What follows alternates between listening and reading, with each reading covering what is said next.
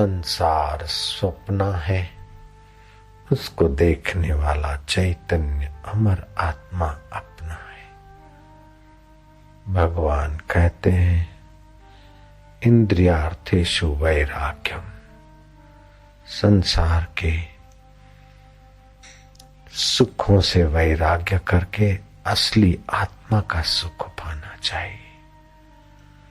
जन्म के दुख को याद करो, कितना दुख भोग कर मां के गर्भ से आए। इंद्रियार्थेषु वैराग्यम अनअहंकार एवच जन्म मृत्यु जरा व्याधि दुख दोषानुदर्शनम।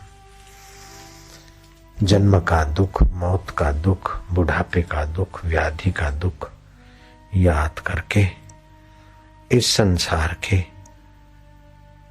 विकारों से बचना चाहिए। अपना निर्विकार आत्मा परमात्मा का साक्षात्कार करना चाहिए। राजा विश्वक्सेन किसी महात्मा के पास जाते थे। महात्मा ने से पुत्र प्राप्ति की इच्छा थी। महात्मा ने कहा कि तुम यज्ञ करो, दान करो तो अच्छी आत्मा आएगा। खूब धन खर्च करके यज्ञ किया, ब्राह्मणों को, संतों को भोजन दक्षिणा से संतुष्ट किया। कुछ समय के बाद विश्वक्सेन के घर एक पुण्यात्मा बालक का जन्म हुआ। नाम रखा जनार्दन। जनार्दन थोड़ा सा बड़ा हुआ, 4-6 महीने का, तो संत महात्मा के चरणों में प्रणाम कराने ले गए। बच्चे को देखकर महाराज ने कहा, ये तो अगले जन्म का साधक है, ये तो महान आत्मा है। अगले जन्म में इसने गुरु मंत्र जपा है, ईश्वर प्राप्ति की साधना के रास्ते चला है, साधना इसकी अधूरी है, ये संत बनेगा। राजा विश्वक्सेन घबराया। महात्मा के पास ले जाऊंगा बेटे जनार्दन को तो कहीं संत न बन जाए। घर में ही उसके पढ़ने लिखने की व्यवस्था की। 16 वर्ष तक का जनार्दन बाहर के साधु संत और किसी मंदिर में ना जाए, क्या पता साधु न हो जाए। इस मोह के कारण जो खड़े हैं वो बैठ जाए, नहीं तो घर जाए। जो ने अपने बेटे की शादी करा दी। शादी के 2-4 वर्षों में ही जनार्दन की पत्नी मां बनने वाली थी। घर में दाई को बुलाया। जनार्दन की पत्नी प्रसूति की पीड़ा से कहरा रही है, ऐ मर गई। जनार्दन पूछता है दाई से कि ये क्यों ऐसा करती है मेरी पत्नी। बोले तेरी पत्नी मां बनने वाली है। तू भी जन्मा था तो तेरी मां भी कुरड़ी की नाई छटपटाती थी। बहुत पीड़ा होता है स्त्री को मां बनते समय, और बच्चे को तो उससे भी ज्यादा अंदर दबाव पड़ता है। एक गंदे अंग से बालक को पसार होना पड़ता है। इतना दबाव पड़ता है कि वो अगले जन्म की स्मृति भी भूल जाता है। मां के गर्भ में बच्चा होता है ऊंधा लटका हुआ। मां क्रोध करती है तो उसे जलन होती है कच्ची चमड़ी को। मां खारा खट्टा खाती तो जैसे अपने घाव पर मिर्च डाले, ऐसे उस कोमल चमड़ी वाले बच्चे को पीड़ा होती। जनार्दन, तू अपनी मां के गर्भ में जो पीड़ा सह के आया, तू भूल गया। अब तेरा जो बेटा होने वाला है वो अब जन्म लेते समय बहुत पीड़ा सहेगा। मैं दाई हूं, तुम्हारी मां की भी दाई हूं और तुम्हारी पत्नी की भी, और मैंने कई बच्चों के जन्म कराए। पीड़ा होती है कि जनार्दन खिड़की से छुप के देखने लगा कि मेरे बच्चे का कैसे जन्म होता है। उसकी पत्नी कहरा रही है, शरीर के अंग से जब बालक का जन्म हुआ तो कितनी गंदगी के साथ जनार्दन का मन इतना ऊब गया संसार से। हाय जन्म दुखम, जन्म का इतना दुख, इतनी पीड़ा सहकर हमने जन्म लिया था और मेरा बेटा इतनी पीड़ा सहकर जन्म ले रहा है। जनार्दन का मन खराब हो गया। दाई ने नौकरों को बोला कि राजा को खबर करो कि जनार्दन को बेटा हुआ है, तुम्हारे को पोता हुआ है। राजा ने ढंढेरा पिटवाया, मेरे घर में लाल का जन्म हुआ है, बधाई हो, प्रजा में मिठाइयां बटे। जनार्दन बाप के पास गया, बेटा आज तेरे खुशी का दिन है। बेटा मैं दादा बन गया, तू बाप बन गया। जनार्दन कहता है कि उस बच्चे को तो पता ही नहीं कि मेरा जन्म हुआ है। अपन लोग कल्पना करते हैं, मैं कल्पना करूं मैं बाप बन गया और तुम कल्पना करते हो दादा बन गए। माँ कल्पना करे दादी बन गई, नानी कल्पना करे मैं नानी बन गई, तो कल्पना है। उस बच्चे बेचारे को तो पीड़ा है और यहां हम मिठाइयां बांट रहे। ये कैसा संसार धोखे का है। पिताश्री जन्म का दुख बड़ा भारी है। बेटे ने देखा, बाप ने देखा कि बेटा कहीं साधु न बन जाए, जन्म मरण के दुख से बचकर भगवान को न पाले। इसलिए बेटे के ज्ञान पर पर्दा डालने के लिए विद्यासागर मंत्री को बुलाया। जाओ जनार्दन को रथ में ले जाकर शहर घुमाओ, सैर कराओ, 2-5 दिन मूड बदल के जनार्दन का ले आओ। जनार्दन रथ में दुनिया का सैर कर रहा है, पहली बार इस दुनियादारों की रहित भात देख रहा है। एक बूढ़ा लकड़ी टेकते जा रहा है। जनार्दन पूछता कि ऐसा क्यों चलता है? बोले बुढ़ापा आ गया है, बुढ़ापे में हेकड़ी दूर हो जाती है, व्यक्ति लाचार हो जाती है। दूसरा बीमार को देखा, बोले बुढ़ापे में बीमारियां भी होती है। आगे जाते जाते कोई शमशान में उठाकर मुर्दे को ले जा रहे थे। बोले कंधे पे किसको उठा के ले जाते? बोले मनुष्य को कंधे पे उठा के जलाने ले जाते। मनुष्य को जलाने?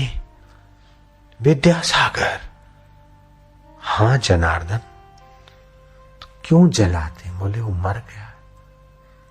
बोले क्यों मरा? बोले युवराज जो पैदा होता है वो मरता है, और जो मरता है उसको हिंदू लोग जला देते हैं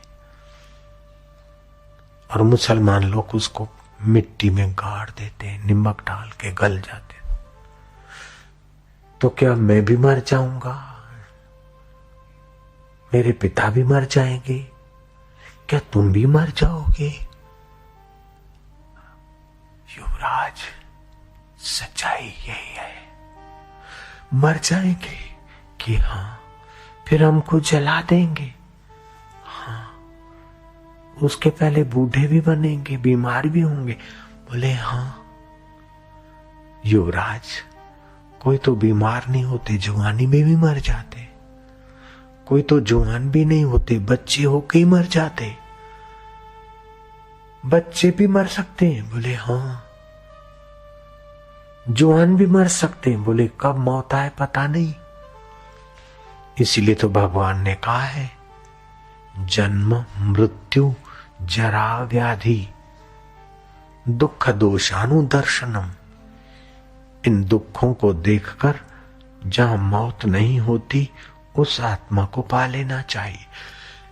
विद्यासागर, मौत न हो उस आत्मा को पाया जाता है, इन दुखों से सदा के लिए बचा जाता है? बोले हाँ। क्या उपाय है? कोई बच गया ऐसा दिखा? बोले कई महापुरुष। तो ये मुर्दार कहां ले जा रहे? बोले शमशान में। उसके पीछे पीछे देखे कैसे जलाते। शमशान में मुर्दे को लकड़ी पर रखा, ऊपर दूसरी लकड़ियां रखी, बीच में घास रखा, दिया सलाई घास के पूड़े को देकर जलाया।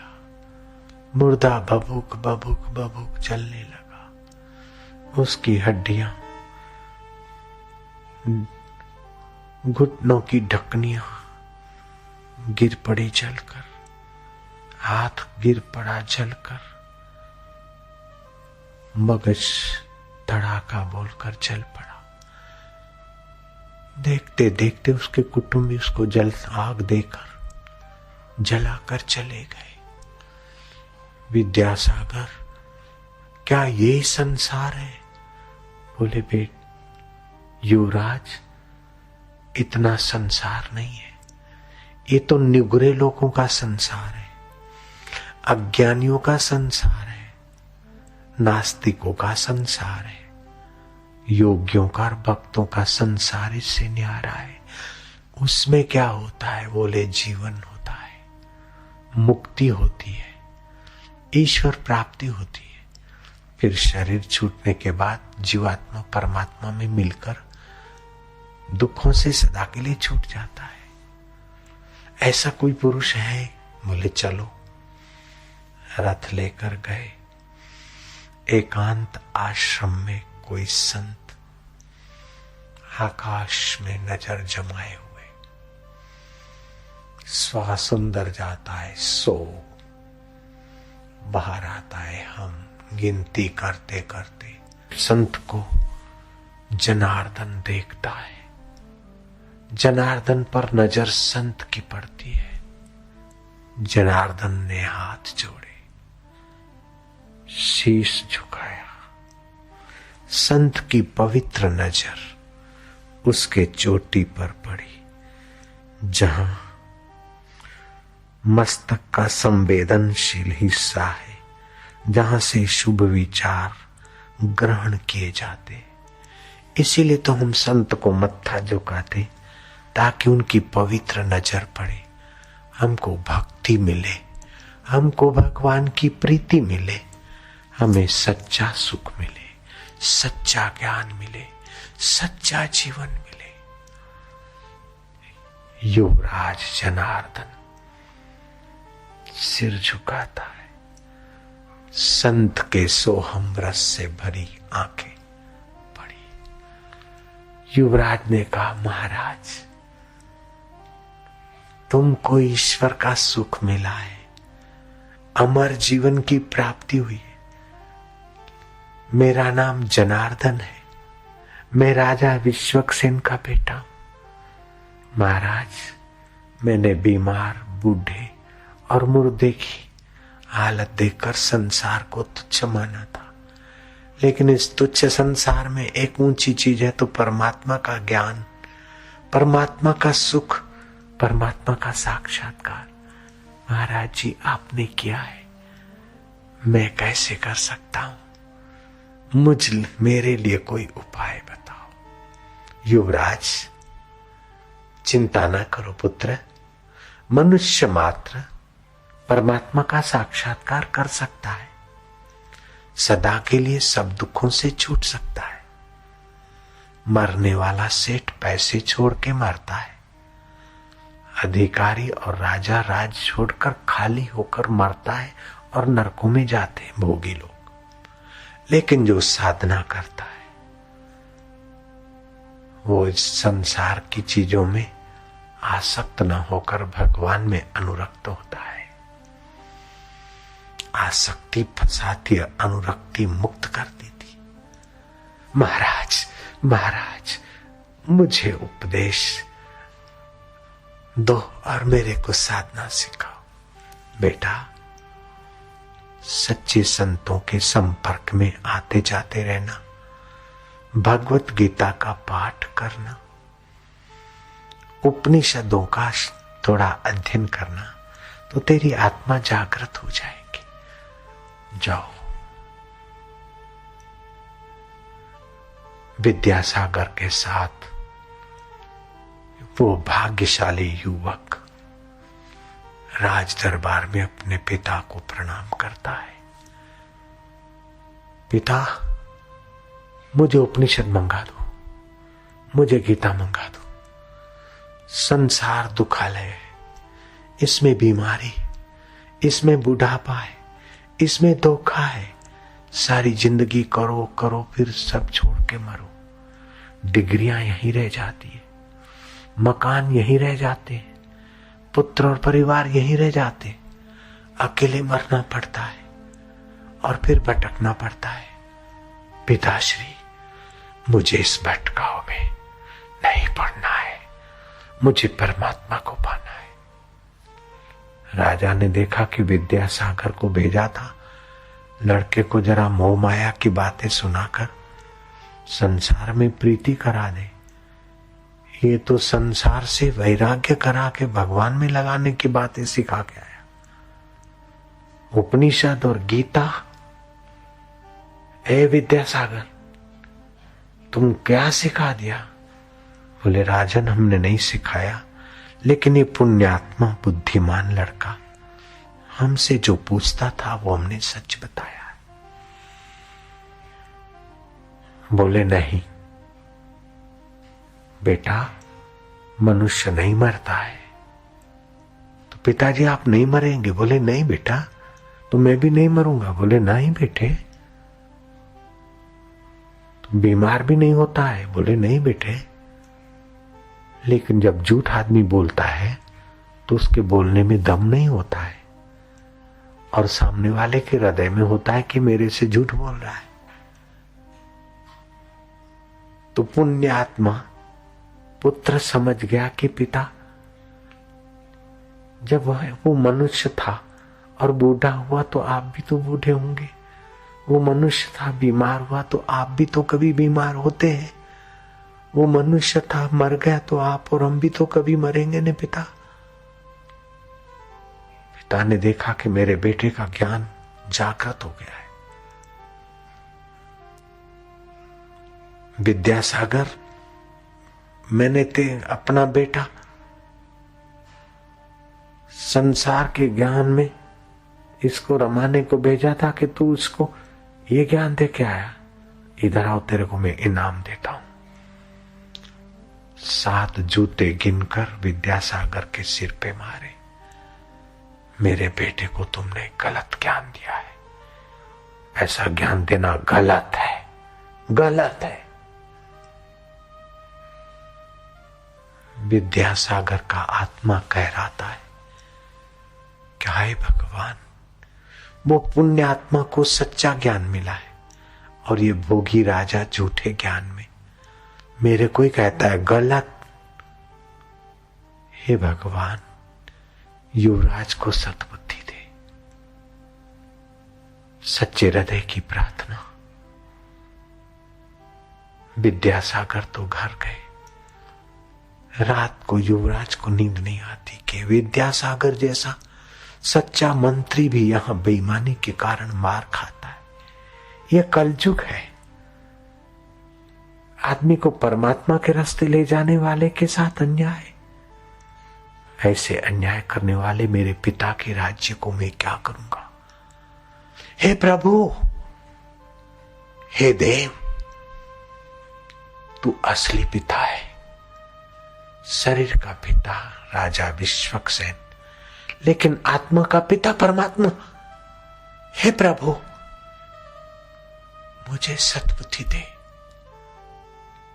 सत पिता को पाऊं। मुझे सद्बुद्धि दे, सत ज्ञान को पाऊं। मुझे सद्बुद्धि दे, सत आनंद को पाऊं। मुझे सद्बुद्धि दे, सत जीवन को पाऊं। ये मरने वाला जीवन, ये शरीर में नहीं हूं, ये शरीर में नहीं। शरीर बच्चा था, बदल गया, लेकिन मैं तो वही का वही। शरीर किशोर था, बदल गया, मैं वही का वही। शरीर जवान हुआ, बदल गया, मैं वही का वही। मैं कौन हूं, मैं कौन हूं, तुम ही बताओ। अंतरात्मा से आवाज आया, संत शरण जाओ पुत्र। संतों के हृदय से मैं तुम्हें ज्ञान देकर तुम्हें अपना पुत्र प्रकट करूंगा। संत शरण जाए। दिशाओं का पता नहीं था, लेकिन जो सच्ची प्रार्थना करता है उसका दिशा निर्देश करने वाला अंतरात्मा होता है। 5 साल के नारद जी को भी ऐसी प्रेरणा देकर भगवान ने नदी, नाले, बावड़ियां, पहाड़, नगर, शहर, रणभूमि लांघते लांघते गंगा के किनारे बसे हुए एकांत पीपल के वृक्ष तक की यात्रा करा दी। और नारद जी वहां पीपल के वृक्ष के नीचे प्रार्थना करते और प्रकाश हुआ। दासी का पुत्र नारद प्रार्थना करके प्रकाश पाता है और देवऋषि नारद होने तक की यात्रा करवा देता है उसको भगवान। ऐसी प्रार्थना सुनने वाले भगवान सबके साथी है, सबके सुहृद है, सबके हितैषी है। तभी तो तुम्हारे माता पिता को और तुम्हारे को सत प्रेरणा देकर सत्संग में वो भगवान ही तो लाए हैं। ऐसे तो दयालु। उसीलिए भगवान को कहते त्वमेव माता, माता में भी तुम्हारी चेतना है। च पिता त्वमेव, त्वमेव बंधु, बंधु में भी सत्प्रेरणा तुम ही दोगे। च सखा त्वमेव, सखा में भी तुम हो। त्वमेव विद्या, विद्या देवी, वह मां शारदा, विद्या शक्ति भी तुम ही हो। द्रविणम त्वमेव, त्वमेव सर्वम मम देव देवा, तुम मेरे देव हो, तुम सर्वत्र हो, सब कुछ हो। ऐसा करता हुआ जनार्दन भागा भागा जा रहा है। रात्रि को भागता है, दिन को कहीं छुप कर बैठ जाता है। मेरा पिता घोड़े सवारों के द्वारा कहीं मुझे पकड़ा न ले। भागते भागते विल फाइंड ए वे, जहां चाह वहां रहा। जहां सच्ची लगन होती है वहीं जीवात्मा पहुंच जाता है। उस महात्मा के द्वार तक, आश्रम तक पहुंच गया, जिस महात्मा के पास राजा घोड़े पर बैठकर घंटों की यात्रा के बाद पहुंचता था। ये सुपात्र पैदल दौड़ते दौड़ते दौड़ते एक आध रात विश्राम करते पहुंच गया। सुंदर वातावरण है। महाराज के चरणों में मत्था टेका। बेटा, तू जनार्दन है क्या? बोले गुरुजी आपको कैसे पता? बोले तू छोटा था, राजा विश्वक्सेन तुझे लाया था। हाँ महाराज, मैं उन्हीं का पुत्र हूं। तो बेटा कैसे अकेला भागते हुए आया? मेरे पिता मेरे को मोह माया में डालना चाहते थे और मेरे को झूठ झूठ बोलते थे कि राजा नहीं मरता है, राजकुमार भी नहीं मरता है, मनुष्य बूढ़ा भी नहीं होता है। तो मेरे को मोह माया में डालना चाहते थे। लेकिन गुरुजी मनुष्य मरता है ना? बोले हाँ बेटा, बीमार भी होता है, मरता भी और दुखों में भी पछता है। तो गुरुजी उससे पार, बोले जहां दुख नहीं है उस अपनी आत्मा को जान ले। गुरुजी मुझे दीक्षा दो, मुझे उपाय बताओ। दी माना कृपा और ज्ञान देने की शक्ति जिसमें हो गुरु दी। क्षा माना जिसमें पचाने की श्रद्धा और शक्ति हो। देने का सामर्थ्य और पचाने की श्रद्धा, इस दो के मेल का नाम तो दीक्षा है। गुरु ने दीक्षा दी। जनार्दन एकांत में सुबह सूरज उगने से 2 घंटे पहले उठ के बिस्तर पर ध्यान करता है। 2-5 मिनट करने के बाद अपना स्नान आदि कर्म से निपट के जनार्दन प्राणायाम करता है। अंदर श्वास रोकता है, आत्मबल बुद्धि बल बढ़ा। बाहर श्वास रोकता है, दोष निवृत्त हुए, बुद्धि का प्रकाश हुआ। कुछ ही दिनों में जनार्दन को प्रकाश दिखने लगा। कभी जनार्दन हंसने लगता है, कभी गहरी शांति में खो जाता है, कभी नील बिंदु दिखता है, तो कभी अप्सराएं आती है, तो कभी जो कुछ होने वाला है उसका पता चल जाता है। गुरु जी ने कहा, बेटा अभी गुप्त साधना करो। करते करते जनार्दन की वो वेला आई।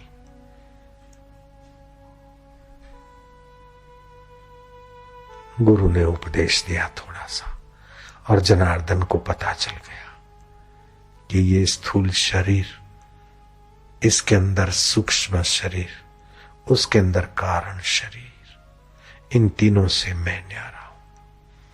5 कोश, अन्नमय, प्राणमय, मनोमय, विज्ञानमय, आनंदमय शरीरों से मैं न्यारा हूं। स्थूल सूक्ष्म कारण, इन शरीरों से मैं न्यारा हूं। ये शरीर पैदा होते मरते, लेकिन मैं अमर आत्मा हूं। आसुद सुद 2 दिवस संबत 20 मध्यान्ह 2:30 बजे मिला ईश से ईश। जीवात्मा परमात्मा से मिला, आत्मा परमात्मा का साक्षात्कार हुआ। जनार्दन के चेहरे पर भगवत आभा, भगवत शांति। गुरु जी का प्रसाद पच गया। गुरु जी ने कहा, बेटे अब तुम मुक्त आत्मा हो गए। तुम्हारे पिता बड़ी उम्र के होते हुए भी अभी संसार में सतबुद्धि करके सुख ढूंढ रहे। सुखी होने के लिए क्या क्या नाच गान, फिर भी दुख। लेकिन बेटा तेरे को बोले, गुरु जी आपकी कृपा है। वहां जनार्दन का पिता इधर उधर खोजते खोजते सोचा कि जिस गुरु ने आशीर्वाद से बेटा दिया, उस गुरु के पास मैंने जाना छोड़ दिया। हाय, गुरु से मैंने गद्दारी की। जाऊं उस गुरु से ही पूछूं, मेरा बेटा कहां चला गया। गुरु के पास आया, महाराज मेरा एकलौता बेटा आपके आशीर्वाद से पैदा हुआ था, मैंने शादी कराई, उसको बेटा भी हुआ। जैसे सिद्धार्थ घर छोड़कर बुद्ध भगवान हो गए, ऐसे मेरा बेटा चला गया। महाराज मेरा बेटा। बोले, तुम्हारा बेटा चला नहीं गया, तुम्हारा बेटा ठीक जगह पे पहुंचा है। महाराज तुमने देखा है? बोले, हाँ मेरे पास आया है, मैंने उसे साधना सिखाई। अब वो तुम्हारा बेटा नहीं रहा, किसी का बेटा नहीं, अब वो बापू बन गया, बाप बन गया। वो मन का बाप बन गया। जो मन का बाप वो दुनिया का बाप, जो इंद्रियों का बाप वो दुनिया का बाप। वो बेटा नहीं, बाप बन गया। आजकल तो जिस किसी को बापू ठोक देते, बोल देते, लेकिन बापू तो जो इंद्रियों और मन का स्वामी है, बाप है, उसको बापू बोलते। गांधी बापू, गांधी जी बापू जी थे, संयमी थे, चटोरापन नहीं था। जीभ में चटोरेपन की आदत होती तो नीम की चटनी खिलाते, मन को लेखा, मन सीधा हो गया। विकार उठते तो मन को सजा करे। 32 साल की उम्र में गांधी जी ने ब्रह्मचर्य का व्रत ले लिया। ऐसे बापू जो अपने मन को और इंद्रियों को पाप से रोकने में हिम्मत करते, वो बापू बनते।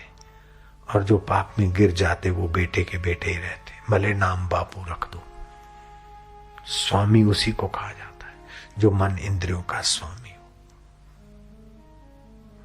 मुक्तानंद स्वामी, अजरानंद स्वामी, विशुद्धानंद स्वामी, गणेशानंद स्वामी, स्वामी उन्हें कहा जाता जो इंद्रिय और मन पर अपना अधिकार रखे।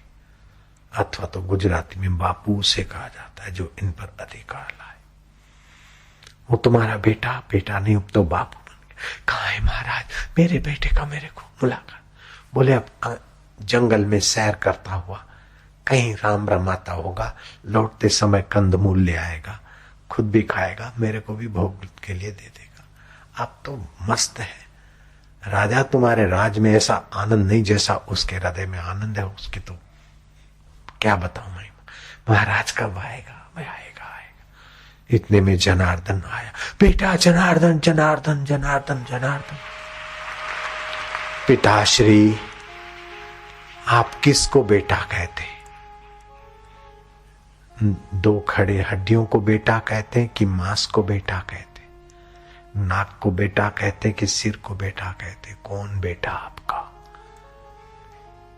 बोले तुम। बोले मैं कौन हूं? बोले तू जनार्दन। बोले जनार्दन तू शरीर का नाम है पिताश्री। इस शरीर के पहले भी मैं था पिताश्री। इस शरीर के मौत के बाद भी मैं रहूंगा। मैं आपका बेटा नहीं, शरीर आपका बेटा। इस शरीर से कितना मोह रखोगे? अगर एक्सीडेंट में मर जाता, बीमारी में मर जाता तो क्या करते? अब तो गुरु के चरण में मैंने अपना अहंकार मारकर अमरता पाई है। आप रोते क्यों हो? खुशी मनाओ गुरुदेव की कृपा। हाँ बेटा, आप खुशी हो गई। अभी चलो चलो बेटा, अब तुमको मैं राज तिलक करूंगा। पिताश्री, आपकी थोड़ी सी प्रांत का राज आपको मुबारक। सारे ब्रह्मांड में जिसका राज है वो मेरा परमात्मा आत्मा एक है। अब मुझे राज के विषय विकारों की जरूरत नहीं। मैं अकेले में मस्त रह सकता हूं और लोगों के बीच भी लोकेश्वर के गीत गाकर लोगों को भगवत रास्ते लगा। महाराज महाराज, मेरे बेटे को बताओ, एक ही बेटा है, मेरा राज्य कैसे संभालेगा? महाराज क्या होगा? महाराज कहते विश्वक्सेन, ममता मत करो। तुम तो माया में फंसे हो। तुम अपनी माया छोड़ना नहीं चाहते हो और इससे तुम एकांत छुड़वाते हो। बोले नहीं महाराज, मैं माया छोड़ने को तैयार हूं, लेकिन इसको भेजो ना महाराज, इसको भेजो। अधीर मत बनो, अधीर मत बनो, ठहरो। जनार्दन को ले जाना चाहते हो तो एक शर्त है। जनार्दन की मां और तुम वानप्रस्थी बनकर एकांत में साधना करके अपने ईश्वर को पाओ। तुम तो ईश्वर को पाते नहीं और जनार्दन को ले जाना चाहते। बोले महाराज, जनार्दन का राज्याभिषेक हो जाए ऐसे आज्ञा करो तो मैं आपके आश्रम में आकर भजन में लगूंगा। जो बाप ने नहीं किया वो बेटे ने कर दिखाया। बाप बेटा जनार्दन, अब तू ज्ञानी हो गया, तुझे साक्षात्कार हो गया। सामान्य राजा जब राज्य करते तो अपना अहंकार सजाते और अपना ऐश आराम करते, प्रजा का शोषण करते। लेकिन तू महाराज है, तू प्रजा का शोषण नहीं करेगा। जैसे संत प्रजा का पोषण करते ऐसे तू संत राजा बनेगा। राजा जनक की नाई बेटा, तू उस प्रजा का पोषण करेगा। जब राजा नेक और महान पुरुष होगा तो उसके मंत्री भी सीधे चलेंगे और प्रजा का दोहन नहीं होगा और प्रजा धर्मात्मा बनेगी। ठीक बरसात होगी, ठीक धरती में अन्न होगा। जब तुम्हारे जैसा धर्मात्मा साक्षात्कारी पुरुष राजा बनेगा तो बेटा प्रजा को भी तो ज्ञान मिलेगा ना। गुरुजी जो आपकी आज्ञा, लेकिन मेरे पिताजी की शर्त वे कबूल करेंगे। विश्वक्सेन कहता है कि महाराज, अंधा एक आंख मांगता है, आप दो दे रहे। मैं तो खाली बेटा मांगा और आप मुझे साधना करके ईश्वर तक की यात्रा करा रहे। महाराज, मैं बड़ा भाग्यशाली। स्वामी जी ने कहा, तुम तो भाग्यशाली, लेकिन तुमसे सवाया भाग्यशाली है ये जनार्दन, जो एक बूढ़े आदमी की, बीमार आदमी की और मुर्दे आदमी की स्थिति देखकर जग गया। अब ये जनार्दन की जगने की बात जो सुनेंगे वे भी भाग्यशाली हो जाएंगे, वे भी बुद्धिमान होने लगेंगे, वे भी भगवान के इस श्लोक को आत्मसात करने का कुछ समझ पाएंगे। भगवान ने कहा है इंद्रियार्थेषु वैराग्यम, इंद्रियार्थेषु अनहंकार एव च, अनहंकार एव च। जन्म मृत्यु जरा व्याधि, जन्म मृत्यु जरा व्याधि, दुख दोषानुदर्शनम, दुख दोषानुवर्तनम। तो ये खाने पीने चटोरेपन में वैराग्य, जन्म के दुख को, जरा के बुढ़ापे के दुख को, व्याधि के दुख को, मौत के दुख को याद करके तुम अपनी आत्मा के तरफ आओ। संसार में जिंदगी ऐसे वैसे आवारों की नाई मत गंवाओ। ये भगवान की बात जनार्दन के जीवन में अक्षर सत्य निकली और जनार्दन महाराज हो गए।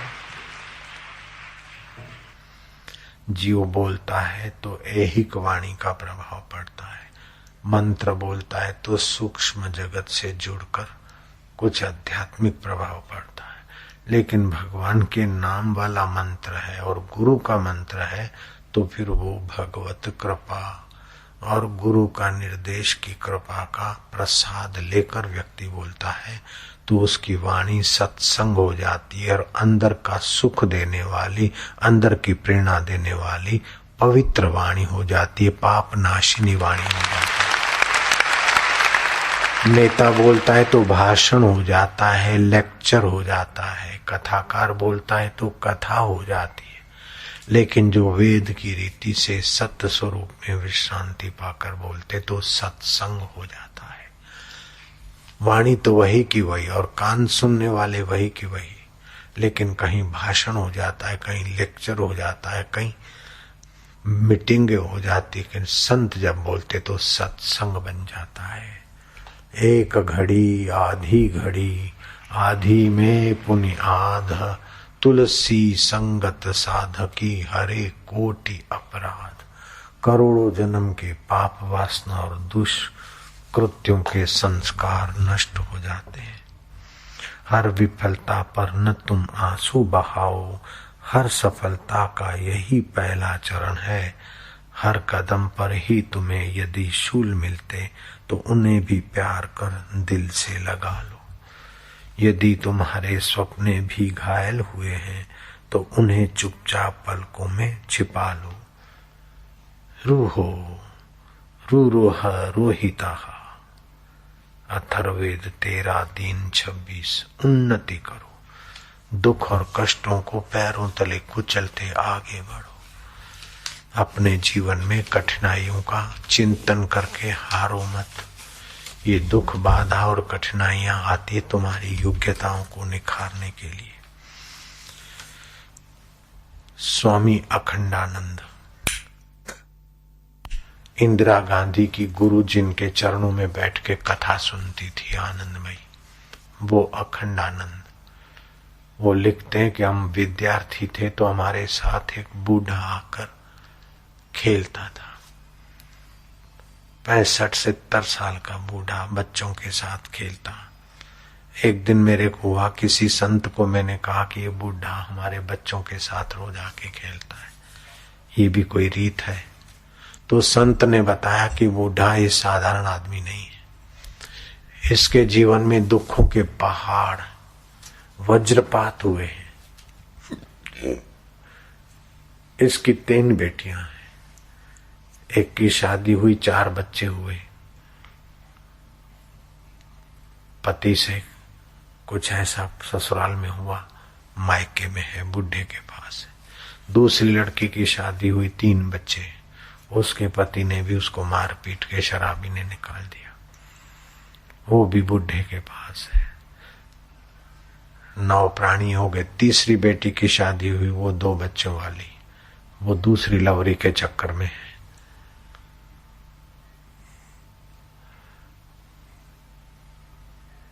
तो 7 बच्चे, 2 9 और 3 12 जीव ये घर में आ गए। बेटा एक है, वो कमाता नहीं है, बूढ़े का काम धंधा खेती का थोड़ा सा है। अब गुजारा चलने में बड़ी मुश्किल है। कुटुंब के स्नेही लोग 250 रुपये इकट्ठे करके देते हैं, मुश्किल से आटा दाल खा लेते हैं। इतने दुखों के पहाड़ों ने पर छोड़ा लोफर। तीनों की तीनों लड़कियां शादी करके घर पे आई, बच्चे लेकर, जमाई ऐसे निकले। तो बुढ़ा अब सत्संग सुनना और इस बात का उसको एहसास हुआ कि दुख में दुख का चिंतन नहीं करना चाहिए, लेकिन दुख की अंधेरी रात में दिल को न बेकरार कर, सुबह जरूर आएगी, सुबह का इंतजार कर। तो वो बुढ़ा तुम्हारे साथ मिलकर खेलता है, हंसता है, और मन का एक स्वभाव है कि कितना भी दुखद स्थिति में हो, लेकिन जब मन में सुखाकार भाव आ जाए तो दुख गायब हो जाता है, दुखाकार भाव आए तो सुख गायब हो जाता है। तो आपके जीवन में जब भी दुख आ जाए तो दुख बाहर है, आप अंदर से सुख जगाइए। सुख बाहर होता है, अंदर से दुख होता है, तो सुख बाहर का बाहर ही पड़ा रहता है। जैसे एयर कंडीशन है, पलंग है, सुविधा है, आइसक्रीम है, लेकिन किसी प्रिय की याद अथवा किसी प्रिय की मौत, दुख अंदर है तो बाहर का सुख बेकार हो जाता है। बाहर आया दुख, बाहर से कोई दुख आया है, लेकिन अंदर समझते हैं कि ये स्वप्न है और गुजर जाएगा, तो फिर उसको दुख इतना भारी नहीं पड़ता। दर्द दिल में छुपाकर मुस्कुराना सीख ले, दर्द दिल में छुपाकर मुस्कुराना सीख ले, गम के पर्दे में खुशी के गीत गाना सीख ले। तू अगर चाहे तो तेरा गम भी खुशी बन जाएगा। मुस्कुराकर गम के कांटों को जलाना सीख ले, अपने अंतर आत्मा का आनंद पाना सीख ले, माधुर्य पाना सीख ले। तो वेद कहता है, शास्त्र कहते हैं कि तुम्हारी सोचने की नजरिया बदलो, तुम्हारे चिंतन की धारा बदलो, तुम्हारे उच्चारण के शब्द ऊंचे करो, ऊंचा उच्चारण करो, हल्की बातों का उच्चारण मत करो, हल्के शब्दों का चिंतन मत करो, हल्की वस्तुओं का चिंतन मत करो। ऊंचे में ऊंची आत्म वस्तु, ऊंचे में ऊंची परमात्मा सत्ता और ऊंचे में ऊंचा परमात्मा का आनंद और ज्ञान, उसी के लिए तुम्हारा जन्म हुआ है। चरे वे थी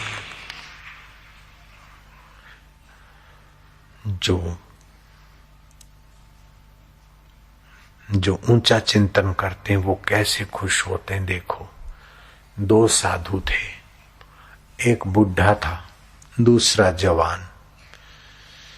दोनों आपस में मित्र साधु थे। गर्मियों के दिनों में बद्रीनाथ की यात्रा करने गए। गर्मियों में तो बमंडल होता है, हवाएं चलती है। 3 महीने तक बद्रीनाथ की यात्रा करके जब वर्षा ऋतु में जुलाई के महीने में लौटे, अप्रैल की एंड में गए थे, जुलाई के आरंभ में आए, तो क्या देखते हैं कि वो 2 साधु जिस झोंपड़े में रहते थे, तो तूफान ने झोंपड़े के बरामदे के कवेल उड़ा के फेंक दिए। बूढ़ा साधु आसमान में देख रहा है, जवान साधु उधर मुंह करके भगवान को उलाहना दे रहा है कि भगवान ये क्या है, घर बार छोड़ा, साधु बन गए, तेरे नाम की कंठी पहरी, यात्रा करने गए, तेरा नाम लेते थे, फिर भी इतना दुख। 7-7, 8-8 मंजिल के मकान है, उसको कुछ नहीं हुआ। हमारा झोपड़ा तेरी आंख में करकरे की नहीं घुसा, हमारे झोपड़े का बरामदा तोड़ दिया। जब तू सर्वसमर्थ है तो बमंडल का रुख बदल सकता था। भगवान, तुझे कम से कम नेताओं से तो जरा सीख लेना चाहिए कि नेता भी अपने चमचों का ख्याल करते हैं। हम भी तो तेरे चमचे हैं, भगत हैं। भगवान, तुमने ये क्या कर लिया। वो सन्यासी रो रहा है और तुम ताली बजा रहे हैं, वो फरियाद कर रहा है और तुम ताली बजा रहे हो। नहीं, कि भगवान हमारे झोपड़े के कवेलू उड़ गए, अब हम तुम्हारी भक्ति क्या करेंगे। भक्ति करने से इतनी मुसीबत होती, इतने दुख होते। हम तो जाएंगे देश परदेश, पैंट शर्ट पहनेंगे, अपना ही ये साधु के कपड़े छोड़ देंगे, मजे लेंगे। अब उसको बाहर से मजे अंदर भरने हैं। क्यों महाराज? साधुताई में कोई सार नहीं, कोई पूछता भी नहीं और भगवान भी ध्यान नहीं रखते। बोले जा रहा था, लेकिन पीछे बैठे उधर मुंह किए हुए आकाश के तरफ साधु कोई जवाब नहीं दे रहे। देखा कि बाबा तुम क्या देख रहे हो? बाबा की आंखों में हर्ष के आंसू है, चेहरे पर रौनक है, दिल में खुशी है, कंठ भरा भरा है, रसमय है। बाबा कहता कि भगवान तू कितना दयालु है, तू कितना मेहरबान है, तू कितना समर्थ है और तू हमारा कितना ख्याल करते। जोरों का बमंडल आया, पूरा झोंपड़ा उड़ा के ले जा सकता था, लेकिन थोड़े से कवेलू बरामदे के उखड़े और फिर बमंडल बदल गया। अब खुले आकाश में ये बादल दिख रहे हैं, बिजली की चमक और चांद की लिक्की छिपी, तो कभी मेघराजा की वो खड़खड़ाहट, प्राकृतिक सौंदर्य दिखाने के लिए तुमने जरूर बमंडल को हमारे बरामदे के कवेलू उड़ाने की सत्ता दी है। तू सत्ताधीश है, तू कितना दयालु है, तू कितना आनंद दाता है, तू कितना सुख दाता है प्रभु, तू कितना ख्याल करता है। माँ के गर्भ में थे, जब माँ के गोद में आए तो कैसा दूध, न ज्यादा गर्म न ज्यादा ठंडा, न ज्यादा फीका न ज्यादा मीठा। ज्यादा मीठा होता तो हमें डायबिटीज हो जाती, फीका होता तो अच्छा न लगता, ठंडा होता तो वायु करता, गर्म होता तो मुंह जलता। जब चाहे जितना चाहे माँ के स्तन से पी लिया, मुंह घुमा दिया। न फ्रीज करो, न गरम करो, न कोई दवा डालो, बस जब चाहे जितना चाहे पेट भर माँ का दूध पियो। और माँ के दूध पीने से बुद्धि और प्रसन्नता भी बढ़ती है। बोतलों का दूध और दूसरा दूध बच्चे पीते हैं, वो स्वास्थ्य नहीं मिलता। तू कैसा दयालु है कि मेरी माँ के शरीर में, लाखों माताओं के शरीर में रोटी दाल से सब्जी से दूध बना देता है। तेरी कैसी कला है, तू कितना हमारा ख्याल रखता है। अभी भी हम यात्रा करने गए, पूरा मकान उड़ सकता था, लेकिन केवल बरामदा नहीं उड़ा है। प्रभु हम तेरी कृपा के गुणगान क्या करें। तू सबके हृदय में कितनी सुंदर प्रेरणा देता है, तू कितना स्नेही है, तू कितना प्यारा है। हम तुझे भूले बैठे, फिर भी तू हमारे हृदय में अच्छा काम करते तो उत्साह भरता है, सत प्रेरणा देता है, तीर्थ करने के लिए प्रेरित करता है। और बुरे काम करते तो तू अंदर में नालत देता है। प्रभु हम तुझे भूले, लेकिन तू नहीं भूलता है। हे मेरे देव, हे आनंददाता। वो निगेटिव थिंकर साधु, दुख बनाने वाला साधु दंग रह गया। बोले महाराज कवेलू चले गए, मकान टूट गया और आप ईश्वर को धन्यवाद दे रहे हो। बोले पागल, इसमें भी कृपा है, इसमें भी कुछ व्यवस्था है। दर्द दिल में छुपाकर खुशी के गीत गाना सीख ले। अगर तू चाहे तो गम के कांटों को जलाना सीख ले। जिंदगी एक गीत है, मुस्कुरा के गाना सीख ले। गम की अंधेरी रात में मुस्कुराना सीख ले। कब तक तू गम बनाएगा, कब तक तू दुख बनाएगा, कब तक तू फरियाद बनाएगा, कब तक तू चिंता बनाएगा। चिंता ऐसी डाकिनी काटी कलेजा खाए, वैद्य बेचारा क्या करे, कहां तक दवा लगाए। चिंता से चतुराई घटे, घटे रूप और ज्ञान। चिंता बड़ी अभागिनी, चिंता चिता समान। चिंता क्यों करता है? तू चिंतन कर, तू आनंद स्वरूप का परमात्मा का सपूत है, तू ज्ञान स्वरूप ईश्वर का सनातन अंश है। तुम ज्वाला नहीं ज्योति बनकर चमकना सीख लो, तुम कांटे नहीं फूल बनकर खिलना सीख लो। एक साधु कांटा बनकर अपने दिल को कोस रहा है कि हम साधु बने, हाय रे हमारा झोपड़ा गिर गया, और दूसरा साधु कह रहा है कि वाह भगवान। अब दोनों वही के वही हैं, घटना वही के वही है, लेकिन जिसने भगवान की सत्ता को और अंतर आत्मा की कृपा को, सुहृदता को जाना है, वो विघ्न बाधाओं में भी खुशी के गीत गाकर सुखी हो रहा है, भीतर का सुख बाहर प्रकट कर रहा है, और वो बाहर की कल्पना दुख अंदर भरकर दुखी हो रहा है। मनुष्य तो वही है, ईश्वर सुनते हूँ चाहे नहीं सुनता हूँ, लेकिन दोनों के भाव से एक सुखी और प्रसन्न और भक्त आत्मा महात्मा बन रहा है, तो दूसरा दुखी अशांत और साधारण आत्मा बन रहा है। इसीलिए अपनी सूझबूझ को ऊंचा बनाना चाहिए, अपने सोच विचार को ऊंचा बनाना चाहिए। चैतन्य हो तुम, जड़ नहीं हो। जड़ शरीर के लिए तुम्हारा जन्म नहीं हुआ, चेतन आत्मा को पाने के लिए जन्म हुआ। 12 साल का अष्टावक्र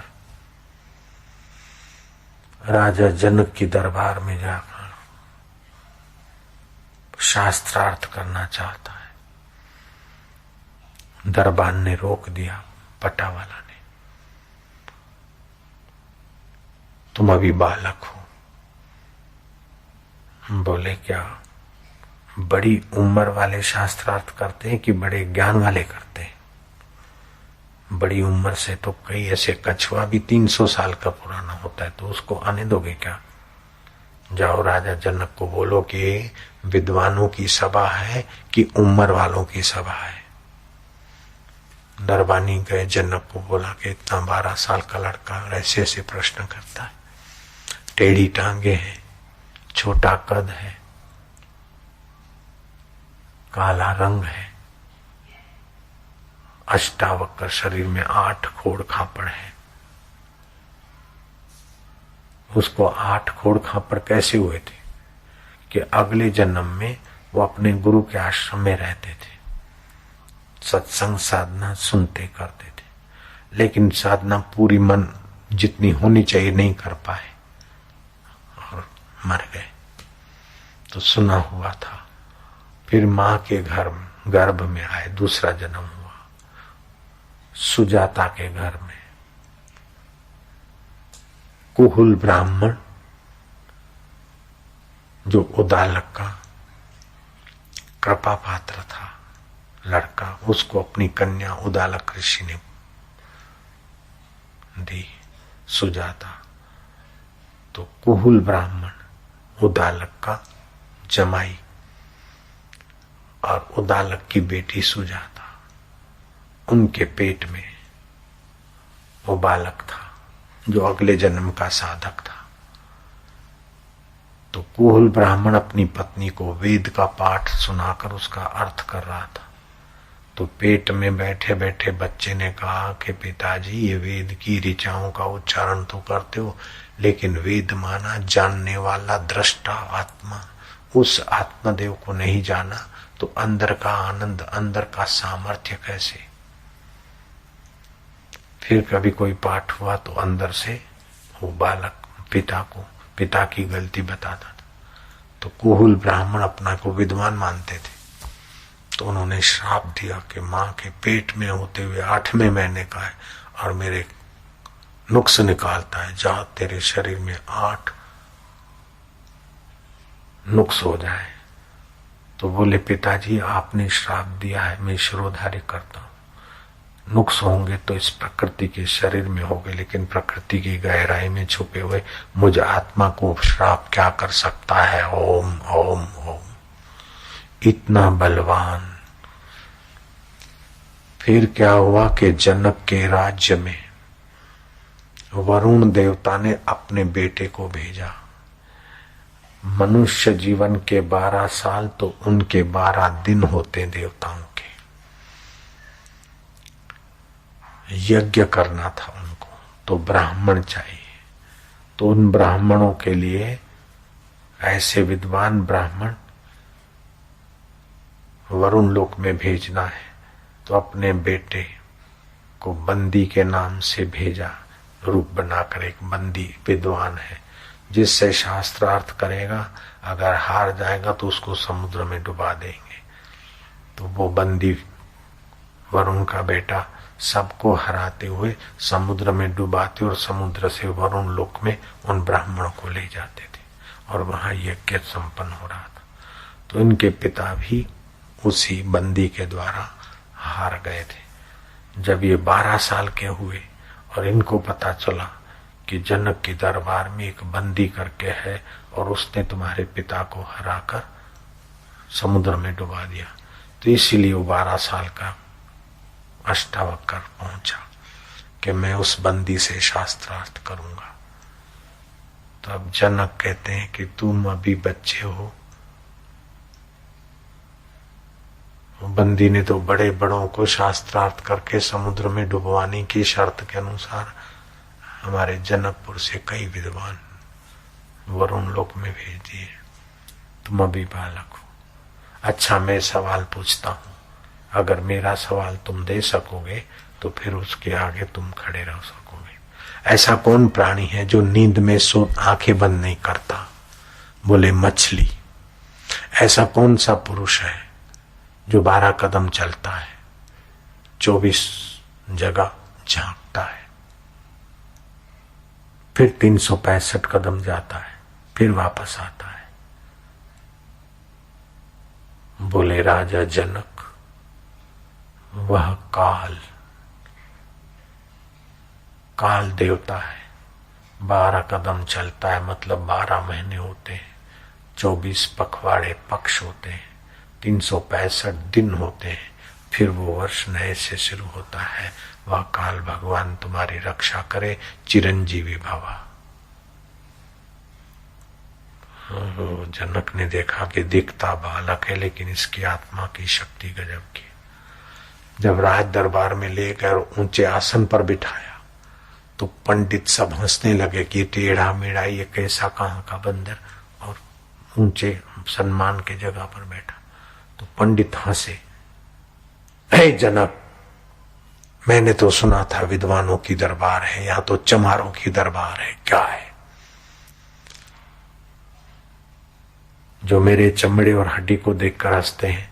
आकाश टेढ़ा मेढ़ा नहीं होता, सुराई टेढ़ी मोड़ी होती है, बर्तन टेढ़े मेढ़े होते लेकिन उसमें आया हुआ आकाश टेढ़ा मेढ़ा नहीं होता। ऐसे मेरा शरीर टेढ़ा मेढ़ा है, मैं आत्मा टेढ़ा मेढ़ा नहीं हूं। मेरे को नहीं देखते, मेरे शरीर को देखते। तो ये चमार की नजर हुई, चमड़े को जानना। सारे सभा के लोग दंग रह गए।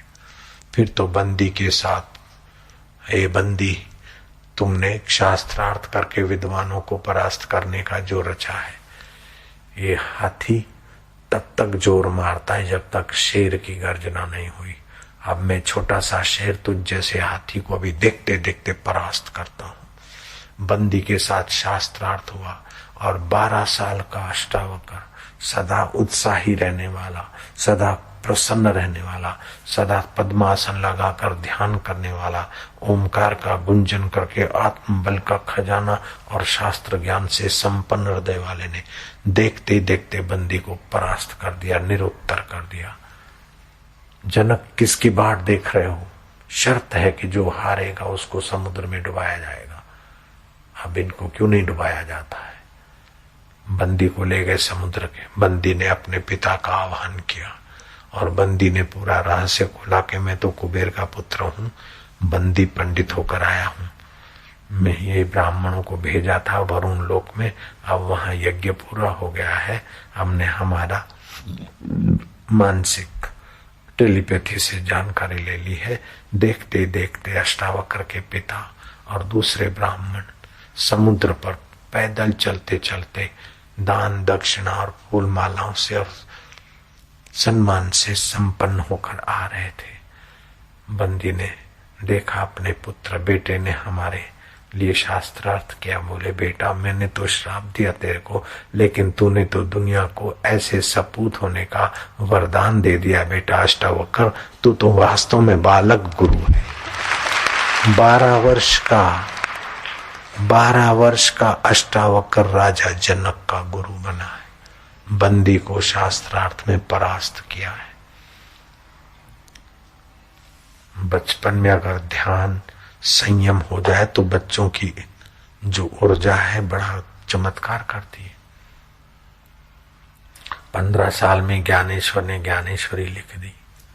9 साल की उम्र में नानक ने अपने शिक्षक ही को चकित कर दिया और शिक्षक को सिखाने वाले बन गए। 19 साल में तुरल का किला जीतने वाले शिवाजी को कौन नहीं जानता है। धर्म धुरंधर विवेकानंद स्कूल में जाते, परीक्षा के दिनों में पाठ करते थे। पड़ोस में कोई लड़की आई, जरा नखरे वाली थी, बार बार उनको देखती थी। तो नरेंद्र ने एक बार देखा, फिर दूसरी बार देखा तो देखा मन में बुरी नजर आई। कान पकड़ा अपना कि वह युवक अगर युवती के तरफ बार बार देखेगा तो उसका पतन होगा। अब अगर देखा ने तो तेरी खबर ले लूंगा। ऐसा कान पकड़ के अपने मन को कहा। फिर भी मन नहीं हूं, देख लिया।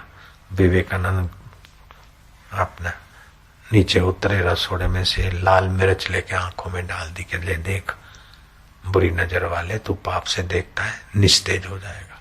फिर उनका मन बुरी नजर से देखने से बच जाता था। तो कितने धर्म धुरंधर हुए। एक बार पढ़ते और याद रह जाता, एक बार पढ़ते और याद रह जाता।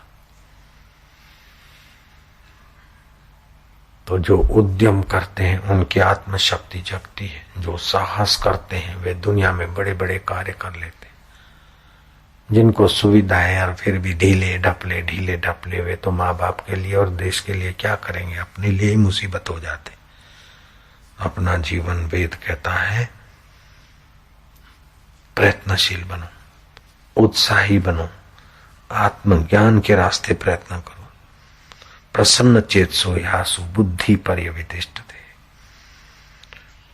अपने जीवन में निर्विकारता, प्रसन्नता और आत्मा परमात्मा में स्थिति करने वाला ध्यान और ज्ञान बढ़ाओ। धूप वाले धूप करो, लंबा श्वास लो, खूब लंबा श्वास लो, गहरा श्वास लो और 1 मिनट तक रोको। मन में भगवान का नाम जपते जाओ।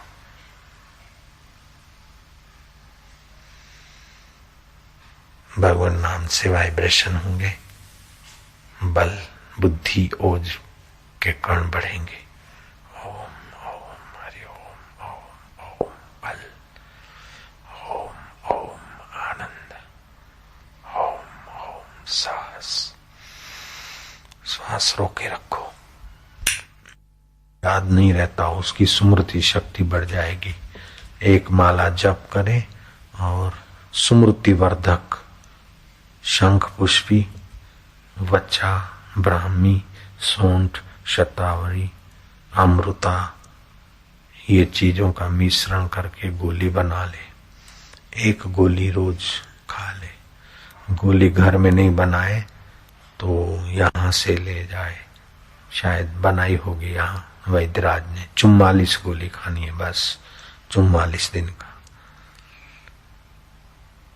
और वो मंत्र मैं बताता हूँ, एक माला करें, बुद्धिमान बन जाएगा, याद शक्ति बढ़ जाएगी। ओम ऐम ह्रीम ह्रौम हैग्रीवाय नमः।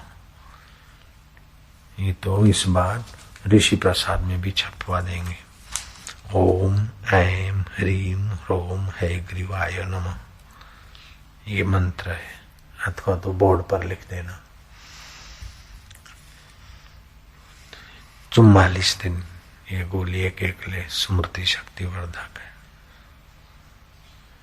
जिसको रात को बुरे सपने आते हो, आसुरी माया हो, किसी ने टूना टोटका किया हो, कोई मुसीबत आने का डर हो, तो 1 माला जप के रात को सो जाए।